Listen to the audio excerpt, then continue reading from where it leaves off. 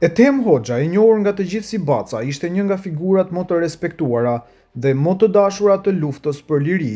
Si pjesëtar i brigadës 124 Gani Paqarizi, ai veproi në zonën operative të Pashtrikut, konkretisht në Rahovec, në shtabin Arti, duke dhënë një kontribut të çmuar që në ditët e para të ushtrisë çlirimtare të Kosovës.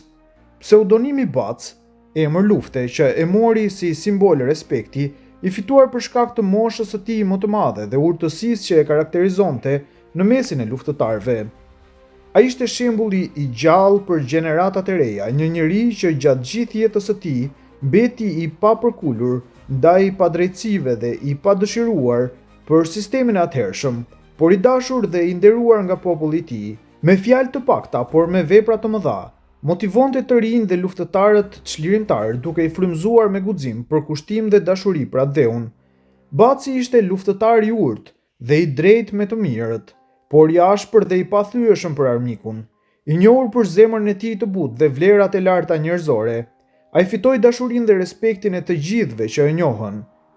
Ai vepronte në një territor të gjerë, duke qenë gjithmonë në lëvizje dhe në shërbim të detyrës, në përshtigjet e vështira malore të Rahovecit. Shpesh mbi kalin e tij ai lëvizte pa pushim, duke kontrolluar terrenin, duke bartur armatime furnizim për bashkëluftëtarët, i hekur gjithmonë në shërbim të një ideali më të madh.